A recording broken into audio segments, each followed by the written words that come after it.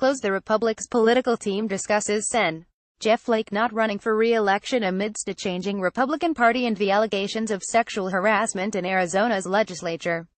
Johanna Huckabee Central.com. In an unprecedented moment in Arizona history, John McCain and Jeff Flake are seemingly freed from re-election pressures. The Republican senators have sometimes been at odds with President Donald Trump over his policies and performance. But now, unfettered by the need to fundraise or fend off right-wing primary challengers, McCain and Flake have no reason to pull any punches.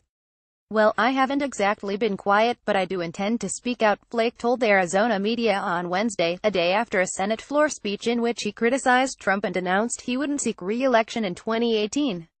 "I said during the speech Tuesday we can't continue to be silent when we should be. We can't normalize behavior and act as if this is a new normal.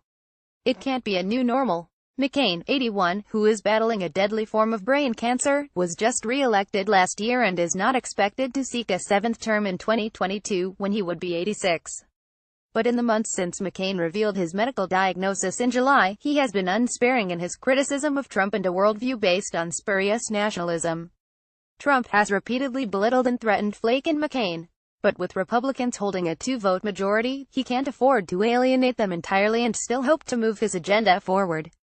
McCain, as chairman of the influential Senate Armed Services Committee, has even more power, which he recently displayed by threatening to block Defense Department nominations until his panel got answers on the recent ambush in Niger that left 4 U.S. soldiers dead.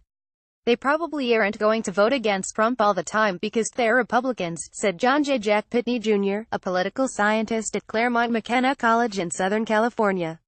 "This is what they believe, and they'll probably keep voting the way they have their whole careers. But on close votes, it's fair to say that Trump can't count on goodwill." Long-running feuds. The animosity between Trump and the Arizona senators had been building since soon after Trump announced his presidential run in 2015. Both McCain and Flake criticized Trump's referring to Mexicans as rapists and drug runners.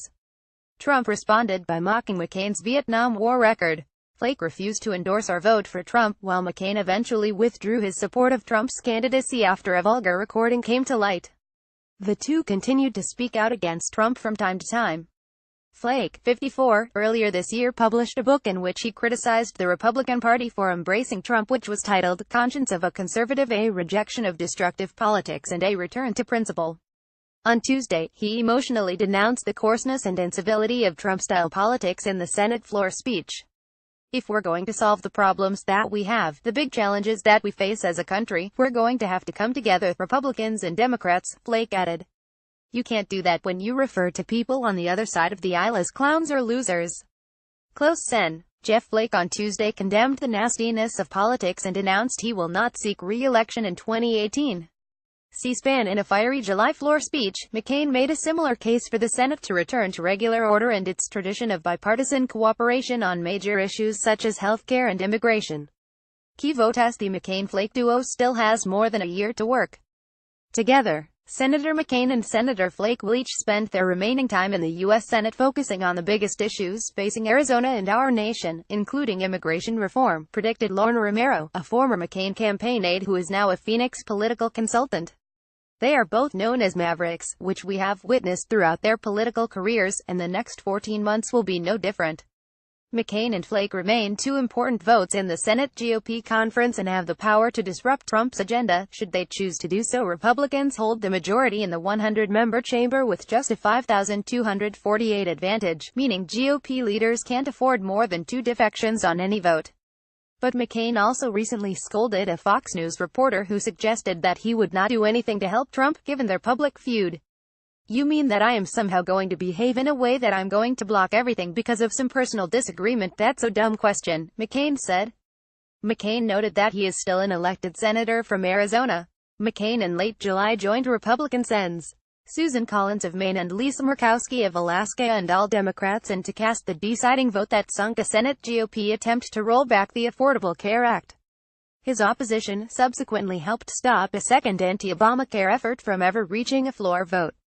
Tax reform in Trump's next big priority. Tax reform. Neither McCain nor Flake can be taken for granted as a yes vote, even though both are favorably inclined toward the idea. They have concerns about its impact on the deficit and want to see the details. The tax cut package could increase the national deficit by $1.5 trillion over 10 years. A traditional Republican certainly has no shortage of reasons for voting against this measure, Pitney said. After eviscerating Flake with a series of insulting comments on Wednesday, Trump seemed to realize that he might need his vote on tax reform, or tax cuts as the president calls it. "I do think this. I wish him well," Trump told reporters. "I really believe he's going to do the right thing for the country. He's going to vote for tax cuts because we desperately need tax cuts to put our people back to work. We need tax cuts also to be able to compete with other countries." Flake has indicated he won't necessarily support tax cuts at any cost, and intends to insist on reforms such as closing tax loopholes. Like McCain, he is supportive of tax reform but also mindful of the impact on the deficit. "We've got to pass a tax reform bill. Not just a tax cut bill. We've got to do a tax reform bill," Flake said. "Tax cuts are popular and easy. Tax reform is hard, but necessary." https://t.coixsigt4 Jeff Flake at Jeff Flake October 26, 2017 Citing concerns about the Treasury and the need to properly fund defense, McCain voted against then-President George W. Bush's signature tax cuts in 2001 and 2003, earning the long-term enmity of many fiscally minded Republicans. However, he later supported ending the Bush tax cuts in 2006. McCain told the Arizona Republic on Friday that this year's tax package changes from day to day, making it difficult for him to come to any conclusions about it. "This thing is not settled. It's so fluid," McCain said. "But I do think that we ought to have a reduction in the corporate tax rate, and I think there are other things we can do. But it's not accident that the last time that we did true tax reform was in 1986, unfinished business U.S. Sens. John McCain write and Jeff Flake talk with the press in Phoenix in 2015. Photo Mark Henley's Republic. Flake has identified at least a couple of other priorities for his final 14 months in the Senate. They include an updated authorization for use of military force, or AUMF, for the war against Islamic State terrorists. He also wants a legislative solution for young immigrants brought to the United States illegally as children and previously shielded from deportation by former President Barack Obama's Deferred Action for Childhood Arrivals program, which Trump has ended. "We need to protect the DACA kids," Flake said. For his part, McCain suggested his relationship with Trump and his administration is not beyond repair. McCain told the Republic on Friday he is moving forward with the Pentagon nominations because of an adequate briefing on the October 4 Niger incident and arrangements for better communication with the Armed Services Committee. He reiterated that he gets along well with Defense Secretary James Mattis, White House Chief of Staff John Kelly and National Security Advisor H.R. McMaster. "I think they're doing a good job and I'm proud to have them as friends, but we had to make them realize, as we've done before, that we are not a unicameral government and we have our responsibilities, and we'll carry them out," McCain said.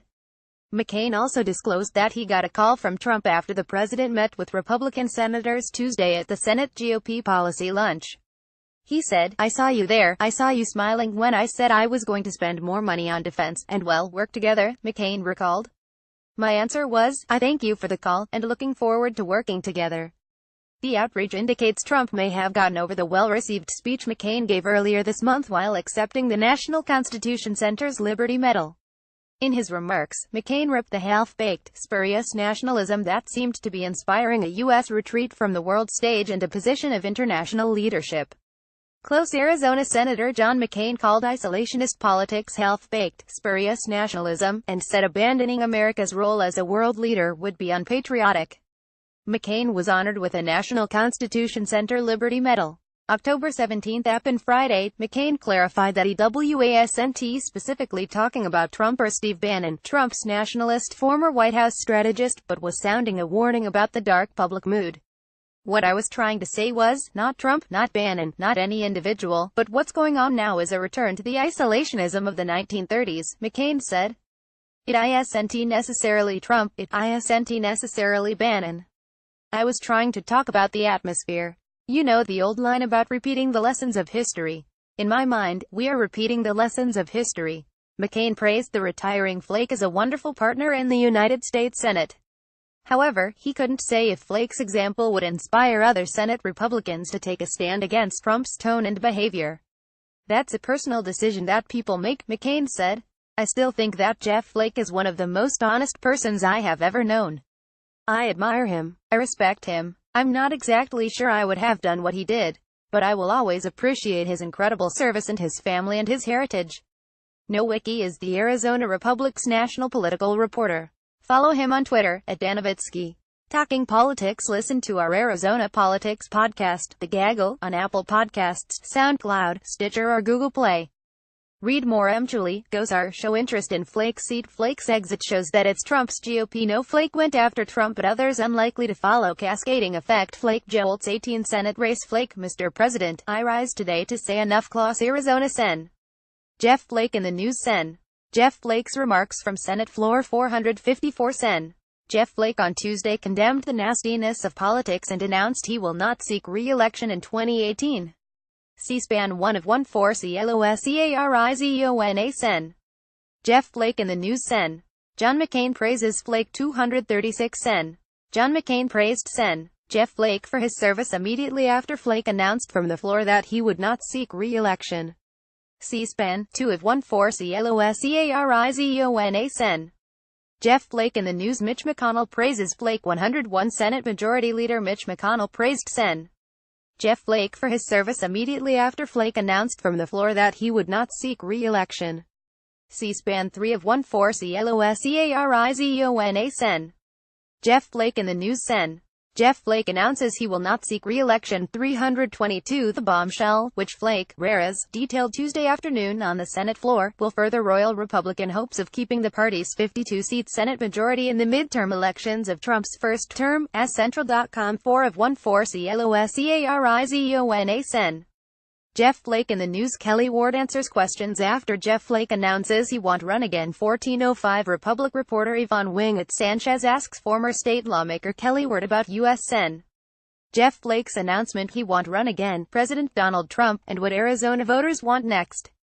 Nate Kelly of Central.com 5 of 14 CLOSEARIZONA Sen. Jeff Flake in the news. Jeff Flake's new book takes a swipe at Trump. 05 A Republican Sen. Jeff Flake criticizes the politics and policies of President Trump in his new book, Conscience of a Conservative. Watch at 6 of 14 CLOSEARIZONA Sen. Jeff Flake in the news. Sen. John McCain on Sen. Jeff Flake's book. 149 Sen. John McCain talks about his respect for fellow Arizona Senator Jeff Flake and discusses Flake's new book during an interview with the Arizona Republic on August 3, 2017.